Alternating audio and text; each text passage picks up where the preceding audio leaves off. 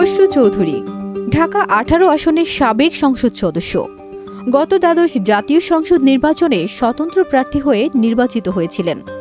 MP হওয়ার আগে তিনি ছিলেন প্রতিষ্ঠিত ব্যবসায়ী, ছিলেন ঢাকা মহানগর আওয়ামী লীগের নেতাও, প্রতাপশালী হিসেবে ছিলেন পরিচিত। শিক্ষার্থীদের কোটা সংস্কার আন্দোলনের বিরোধিতায় তিনি রাস্তায় মিছিল মিটিং করেছিলেন। তার নেতৃত্বে আওয়ামী লীগ ও এর অঙ্গ সংগঠনের নেতাকর্মীরা আন্দোলনরত শিক্ষার্থীদের উপর হামলা চালায় কয়েক দফায়। তবে পরে আন্দোলনের মাত্রা বেড়ে যাওয়ায় আর টিকতে পারেননি। গত ৩১ জুলাই এমিরেটস এয়ারলাইন্সের একটি ফ্লাইটে করে পালিয়ে যান নিউ ইয়র্ক।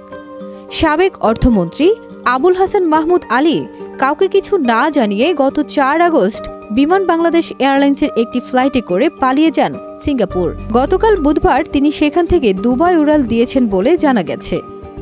এই দুজনের মতোই ১৫ দিনে ১২৭ জন রাজনৈতিক, মন্ত্রী, প্রতিমন্ত্রী, এমপি, ব্যবসায়ী, আইনশৃঙ্খলা রক্ষাকারী বাহিনীর কর্মকর্তা ও সবি জঙ্গনের অনেকেই দেশ ছেড়ে পালিয়ে গেছেন।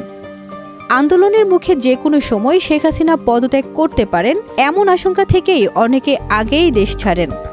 এদিকে ছাত্র জনতার প্রবল বিক্ষোভের মুখে গত সোমবার দুপুরে প্রধানমন্ত্রীর পদ থেকে পদত্যাগ করে শেখ হাসিনা দেশ ছাড়ার পর থেকে আওয়ামী লীগ মতাদর্শী অনেকেই দেশ ছাড়ার চেষ্টায় আছেন।